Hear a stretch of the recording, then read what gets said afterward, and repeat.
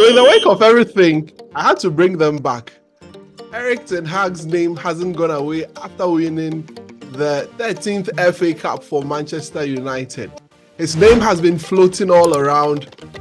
As to whether he stays or he goes, we are yet to find out. But the noises are quite loud as to whether he stays at all. Now, there's these two gentlemen that you know. You know, until recently, I never knew their birthdays was a day apart. I mean, that's destiny telling us how close. I don't know. One decided, who came first? I think it was Sichu before Akomia. Okay. All right. Guys, I have my guys here, Sichu, and then Michael Akomia, the Messiah, with me here. Okay, let's call this showdown part 2. Yes. Because of the subject matter. Erik Ten Hag, his name never goes away. But let me start with you, Sichu. Sichu, how are you doing? It's been a while. I'm fine, bro. It's good to be back on the pod. Great to have you. Michael Akomia, the Messiah. He says if we don't finish early, his rice on the stove will burn. So before the rice burns, Michael Akomia. Bro, look, I wonder what I would have been called if I was, you know, my brothers in Kumasi, they've got wild nicknames, like they've got Apostle, they've got Bishop, they've got like Messiah, like some wild titles. Like I wonder if what my name would have been there. Sports prophet. Charlie, guys, good to have you. All right, you know what? Yeah. If you are new on this channel, please remember to hit the subscribe button and also hit the notification bell. Please help us grow this community together. It's been great having you always watching us, but we still need you. We still need a lot more of you who have been watching and have not subscribed and have not hit the notification bell. Please do. Please hit the subscribe, hit the like button and also send us your comments all on this channel. Thanks very much. So Ten Hag is the man we'll be discussing today. But you know what? Let me make a quick turnaround. Let's listen to Sir Jim Ratcliffe where he talks about the environment around the coach. Is the current team creating the same environment around the current coach? Well, we'll find out when we come back from this quick break.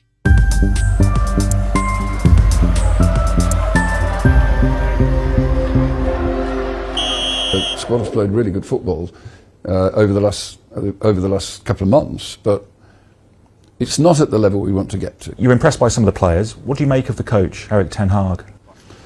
Well, I don't think it's appropriate for me to talk about individuals in that organisation. What I would say, in respect to the coach, is that if you look at this last 11 years, Manchester United has had quite a few coaches, and some of those coaches are very capable and they've been very successful.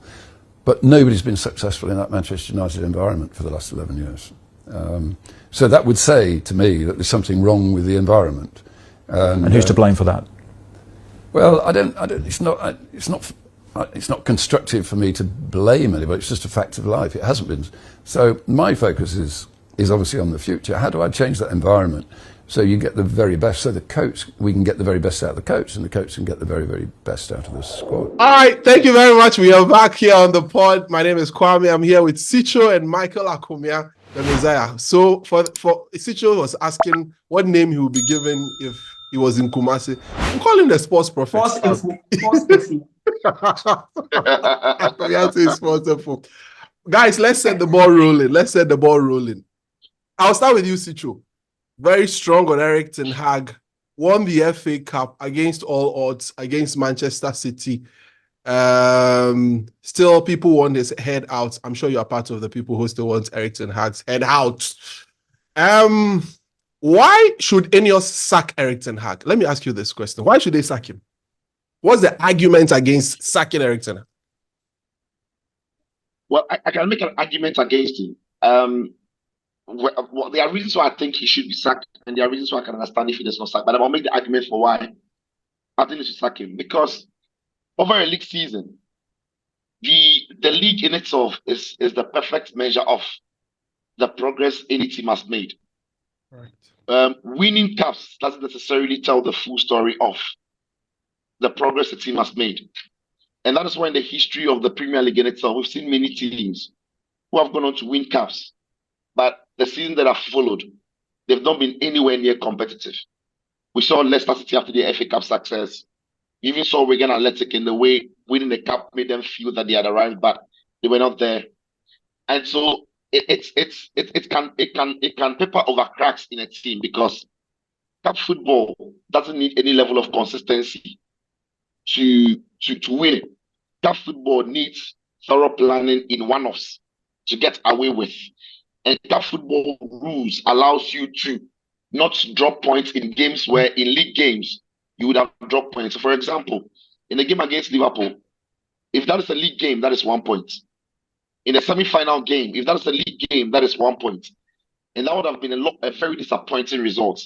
But cup games allows you to have a second bite at the cherry in extra time, in shootouts, where you can go on.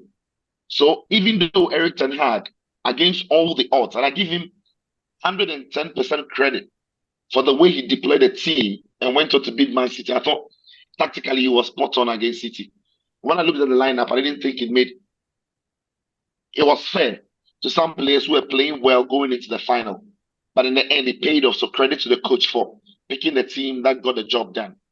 But my point is, when you want to judge a coach over the course of the season, it's as difficult to look at only the cup, that he has played and credit him for success. Because if he finished maybe second and competed for the league, he finished third and competed for the league, or he was in and around fourth, but he finished strongly in fourth place and went on to win the FA Cup, then you can judge the progress of the team based on the performance week in, week out. Because let's face it, that is the standard of Man United.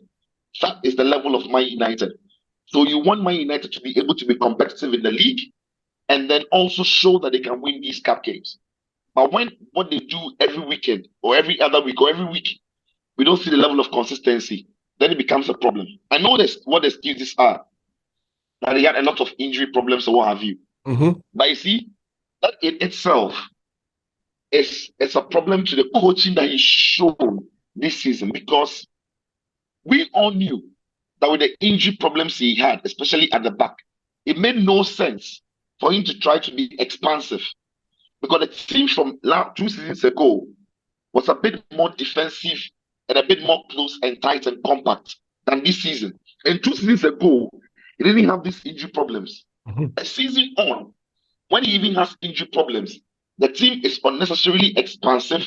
Yeah. The team doesn't sit deep or sit in a reasonable shape to defend first. And you keep conceding the same goals and keep making the same mistakes. So you wonder if he has what it takes to coach errors out of the team. He has what it takes to work with what he has. Because we don't know if next season he will still have injuries and if that becomes another excuse. So for me, the argument against Ten Hag is, in the course of the league season, Mm-hmm. he didn't do himself favors. Yes, he had injuries, but with the players he had, Amrabat barely played. But we also Amrabat in the last 3 games. He was a monster. So where was that Amrabat throughout the whole season? Why wasn't he playing? Right? So there were players where they didn't play enough games, but anytime you've seen them in some games, like the young man, Kabwala, why wasn't he given the same opportunities as Kwanzaa in Liverpool was given? How better is Kwanzaa than the young man? We will never know, because he barely had the opportunities, even when he was fit and he could have stepped in and moved Casemiro back to midfield. The manager still stuck with Casemiro, and the partnership that didn't work. All of us knew it wasn't working. It was never going to work. Mm-hmm. So these are some of the problems with Erik Ten Hag. And Man United are in a difficult place. Yeah. We don't want to risk a 3rd season with him. Mm-hmm. Can he coach in the league season and be competitive? Mm-hmm. 2 seasons is not being competitive in the league season. Can he go again? Well, I don't know. Does he deserve credit for the FA Cup success? Yes, I give him credit. But is it enough to give anybody confidence that he can be competitive in the league? I don't think so.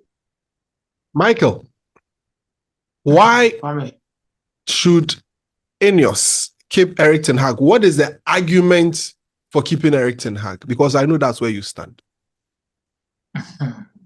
Kwame, I actually believe Erik Ten Hag has what it takes to take us to the promised land based on 2 things. Right. 1,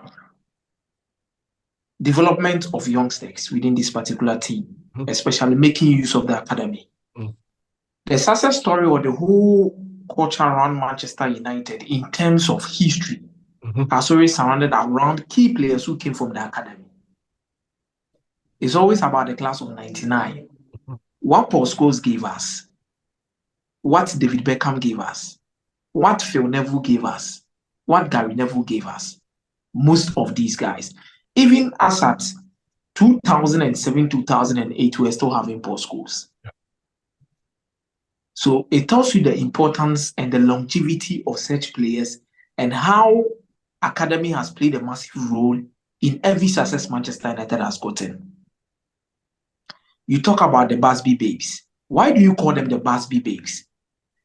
After the Munich air disaster, we needed to bring in and build in another new crop of players.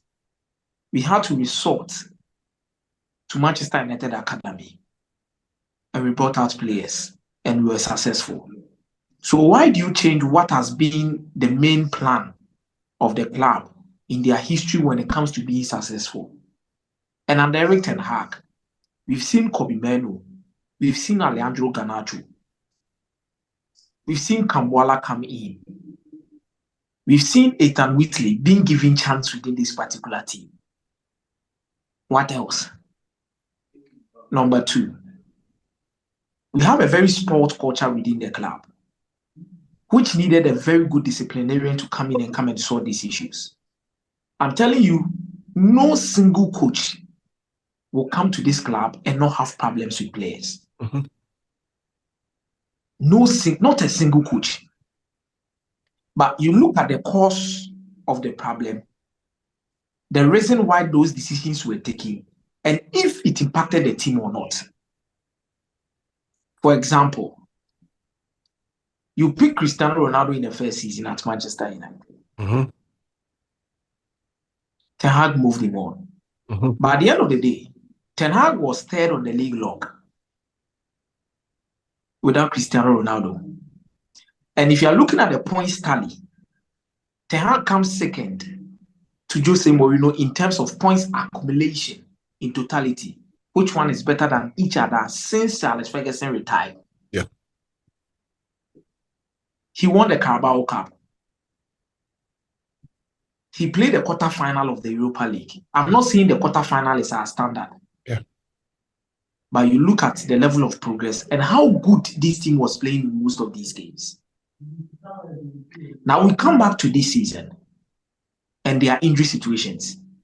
Kwame, I want to ask you, he should give me one coach that will survive in a team that suffers such amount of injuries. Number 2, he should give me another coach in the light of instability within the club when it comes to ownership discussions, because people will say, how does ownership affect this? How does ownership? Let me say this. Kwame, if you're a coach and you're waiting for ownership, 1, you don't know your stand. 2, you don't know what is going to be the future for you. What are the plans for you? You don't even know. Number 2, the players that they are playing, most of them don't even know if they are supposed to continue with the project or they should leave. A lot of things goes on. Plus the injury situations we had. And Ten Hag said it clear that if he had some specific players fit, this team would have competed and consistently qualified for Champions League again as a progress and also had won. And the last 3 games proved that. With Lisandro Martinez, with Rafael Varane, you look at some of these defensive partnership I'm talking about consistently. You look at how they helped us remain resolute in defense, in build-ups to win the last 3 games. Look at the partnership between Rafael Varane and Lisandro Martinez in the FA Cup final. We did not concede a goal till Lisandro Martinez went out. So every single coach has where he builds his team from and how much importance he has some group of players within the team and what they offer him. And one of the trusted lieutenants is Lisandro Martinez. Yeah. And if you are missing such a player, and do you know what Pep said? I know Sito would tell me you shouldn't believe Pep can say, but that was a genuine concern by Pep. I'm telling you, you can get a compilation of Lisandro in that particular game. How the guy was breaking lines, not under pressure. You would understand the importance of Lisandro in that particular setup. And the coach has also adapted a new kind of way to also accommodate some, especially looking at the pressure that was on Rasmus Højlund. Mm-hmm. Marcus Rashford will come and play the number 9. I won't give you the best. Yeah. But look at Bruno Fernandes in that particular false number 9. Mm-hmm. The balance he brings into the setup. You talk about Amrabat. Amrabat, when he came at first, was not consistent. I'm surprised that some people believe that, why was he not playing Amrabat? You see, you think other players need adaptation, but Amrabat doesn't need adaptation. It's general. In as much as any player, it depends on the kind of player you are bringing in. Yeah. I believe Amrabat was adapting to the team, getting to the end of the season much more than when he came. Because this is not Fiorentina. Yeah. This is Manchester United, where one mistake will be spoken about the whole of the season. Yeah. But you asked Sicho some questions. I would want us to get answers from him. Sicho, I don't know if you get the questions Akumia asked. Akumia, I don't know if you could the questions. I said the first question is, which coach, you should give me one coach that is going to survive with the number of injuries and defensive combinations you had at Manchester United? Availability. Look. I think that there are several coaches who do a lot better, right? With what he had, because we saw Carlo Ancelotti use Chouameni and Rudiger in centre half. It's like using Casemiro in centre back. So hang on. What I'm saying is, when you know the limitations you have, you change the way you play to cover your flaws. What Erik Ten Hag didn't do was to coach errors out of the team. He played players in positions where he knew they would be exposed. And when you speak about Amrabat, coming to the end of the season, the Amrabat form and the FA Cup final Amrabat performance wasn't necessarily for me down to him adapting. It was down to the coach being sensible enough, being reasonable and being pragmatic to play in a way that protects Amrabat. So what did you do? The team sat deeper. Amrabat's job was all in front of the back line. Amrabat's job wasn't as Casemiro or Menu would do in the course of the season where the midfield was gaping because wingers were too wide apart, forward players were too high up the pitch, and there was no real, there was no real compactness in the team. But in the FA Cup final, it was different. In the last 3 games, those things were different because the team's lines were closer. So my thing is, Amrabat would have still been successful if from the time the manager realized that Lisandro wasn't fit, he had defensive problems, he built the team to be stable and solid at the back by being compact with each other and trust the pace of his front men to play like he played against City or something in between. But he was expansive. No midfielder, bring Rodri, bring Kroos, bring Modric, bring whoever into the midfield role Casemiro was playing for Man United. In the structure, they will not survive. So people are saying Casemiro has lost his legs. Amrabat looks fat. In quotes, that's the way that people use. He can't move around. Menu is defensively not aware. It is not every midfield. Eriksen can't play. Look, every midfielder in Man United has been McTominay can't. Every midfielder in Man United has been said not to be good enough. And these midfielders, when they played in a shape that covered their flaws, which he, the same coach, found and played in the latter part of the season, they performed better. My thing is, what stopped him from getting the team to do these things? It's because you saw it. Akumia, you saw this. Kwame, you saw this. That the team was too expansive. You have a second question about something. Your second question. There's something else you asked. But I really remember my second question. Yeah, I was but you see, I wanted to address a certain matter on the Carlo Ancelotti issue.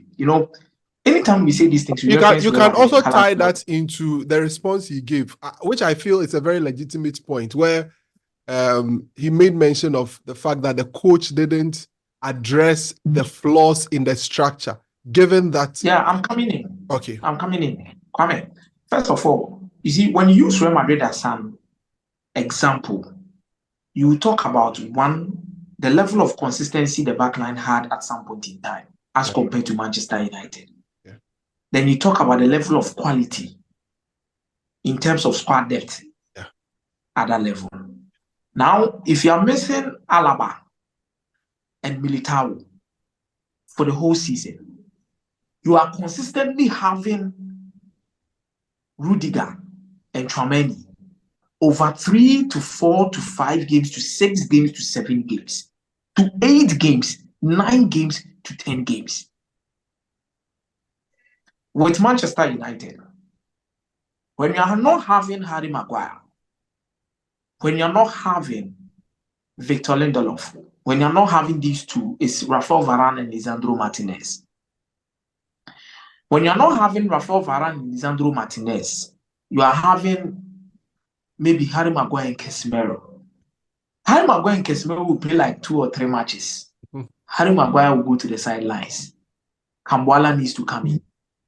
Kambuala will play very well in 2 games. He will get injured. John Evans will have to come in. John Evans will play 3 games, 4 games. He will get injured. So the defensive combinations, we did not have a consistent back line, especially even when there were serious injuries. Akomia, I want to ask a question. Let me interject and ask a question. I saw a compilation by The Athletic where they mentioned the defensive combinations that clubs have had. On top of that list was Manchester City. And it wasn't as a result of injuries. I'm sure Pep I was going to say it. I'm sure it's based on practical issues. I've not even seen the article, but I just you had a when I first spoke about the injuries, I also spoke about the quality in depth. Okay. Especially for your style of play, your personnel and profile. Yeah. I'll say this and say this again. Sito was talking about the lines in between the midfield, the attack and defense, getting to the end of the season and the start of it. Kwame, I will tell you for a fact, nothing changed. It was personnel. Nothing changed. It was personnel. Look at how we played against Newcastle. When we run through the midfield most of the time with about covering grounds. No, let's be calm with these things. We're still going with double number 8, Kobe Menu and Scott McTominay. The rest defense needs players who are aggressive, who are always on the front foot, and could play with a high line, and not necessarily be moving backwards when there's counter attacks. For example, if you have Lindelof and Casemiro, whenever there's counter attack against us, they'll be drawing back. But put Lisandro Martinez in the same team and there's a counter attack, do you think he's going to run back? So for you think it was a matter of personnel? Sicho, a quick rebuttal on let's get a quick rebuttal on that. Look, listen, personnel is a problem, was a problem. But as a coach, your job is to make the most of the personnel available to you, right? So you don't expect Harry Maguire, Lindelof, Casemiro, when they play centre back, to behave like Martinez and Varane. Obviously, they are quicker. Yeah. So the way you set your defensive team up, when you have a different partnership, should correspond to the strength and the flaws of those players. I'm saying that irrespective of who played in the Man United team, the team played the same way, and that is unacceptable. When Real Madrid are playing with Jose, they behave differently. When they are playing with Bellingham down the middle, they behave differently. If it is Vini down the middle, they behave differently. If it is Tchouaméni and if it is Rudiger partnering, the midfield changes because Camavinga and Fede Valverde would make sure they are protecting the back line. And we saw them against Man City. The job Fede Valverde and Camavinga were trying to do because of the centre-back partnership that they had. which wasn't the ideal partnership. Yeah. So when you are going to play a partnership that you know has its own deficiencies, you don't ask them to play in a structure that your A team would have otherwise performed brilliantly in. And it kept repeating itself through. Listen. In the FA Cup final, had the team not sat deep, play the way they played, Varane or Martinez, if they were expansive, City would cut through them. And we've seen it. Varane and Martinez have partnered under Erik Ten Hag against City, against Liverpool in some big games, and they've been cut open easily. So for me, he has to understand the personnel he has. And that's why I'm disappointed. The manager told us we can't play like HAG'S because of the quality of players. No one made him think that with the quality of players that were available to him because of injuries, he could play expansive football. That for me is coaching. If you know the limitations, look, and one example, then I'll finish. When Newcastle had their injury problems under Eddie Howe, they didn't win all games. Yeah. They lost a lot of games. But the application of the method was brilliant. So Erik Ten Hag's Man United would have had all these injury problems. They would lose some games. But when we watch them, the application of the methods would tell everybody that, but for injuries, this team would do better. Yeah. Watch United play. You know that even if the players are fit and you give them 10 weeks, they are likely to lose 6 weeks out of the 10 because the shape and the structure doesn't make any sense. And you see, it doesn't matter the opponent. That's the problem. That's the problem. Yeah. It doesn't matter whether it is Coventry or it is Bournemouth or it is Norwich or it is Palace, it is City or Liverpool. Every team works down the middle. That is structure. Not necessarily personnel, but structure.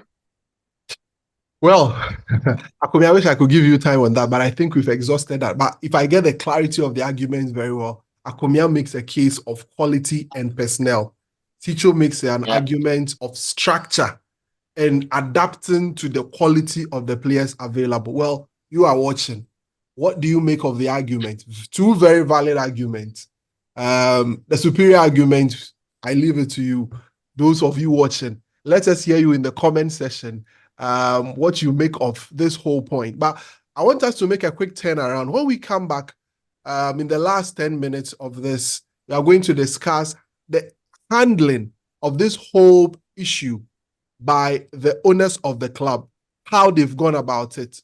And I've seen Ticho and Akumi share contrasting views on this as well. We'll get to that when we come back right after this here on United and Everything Football Showdown Part 2. We'll be right back.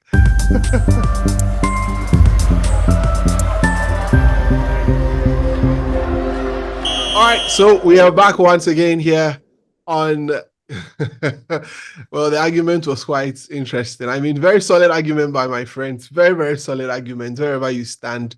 Well, let's hear you here in the comments section. Remember to hit the subscribe button, hit the notification bell as well. Please like, share with your friends. Very, very good arguments here on United Everything Football. All right, let me start with you, Akumi. You've been very critical of Ineos's handling of the whole situation with regards to Erik Ten Hag. What has been the problem? Why do you think Ineos haven't, gone about the whole thing with respect, as you put it? Kwame, I believe it's two things. It's either you sack the manager or you back the manager. Yeah. Now, in this instance, I know every single new owner would love to get his own manager to manage the affairs of the club for him because they could have a way the new manager will understand their structure, what they want to do, where they want to go, the project and everything are great. No one actually comes against that. But the moment you decide that it's either him or not, you are supposed to actually take the action as soon as possible. Especially when Manchester United fans have been tired and frustrated about the number of weeks or time it takes for a problem to be solved. Because they believe the Glazers are not proactive. They are actually reactive. Yeah. And United fans wish Ineos coming in things will move fast. Now, in this instance, Ineos want football people to take charge of decisions when it comes to coach and players. Yet, Dan Ashworth is not yet in. Omar Bereda is not yet in. Now, the decision to also move on with a new coach, whether they said it themselves or not, action speaks louder than words. They are already speaking with other managers, which has been confirmed. If that is true, it means the current manager that is there, you don't want him. So it's either you sack him, I don't want you, step aside, I'm picking a new person, or you back him. For the next 1 year, we are not saying back him, write a letter and come out. No. But let the same actions that speaks about you not wanting him by speaking with other managers, that same actions can also be taken as a sign of backing the manager. What are those signs? One, in terms of assurances when it comes to not speaking with any other manager again. Making sure that the targets we've already set about, the coach is already in for preseason. Because the coach has also been left in limbo. These are good sources from Netherlands who are telling us that the coach does not even know where he stands, which is quite unfair. Nobody have also said that Ineos can't do what they want. It is their club. It is a corporate institution. They choose to do what they want. But one thing is, this is a manager who has shown so much respect to the club. He could walk away and say that you are speaking with other managers behind me. So this is the decision I've taken. I'm also leaving. But he'll be paying compensation. So I'm sure. Yes, Thomas Tuchel saw what Uli Hoeneß did to him. Bayern Munich did to him. And he said there is not going to be any U-turn. He's leaving because they haven't shown him respect. I know Sicho will come and talk blah blah blah corporate institution. Why are you already preempting his thoughts? and he's already in contract, and there's no need to assure him. What a way to debate. He shooting out his points already.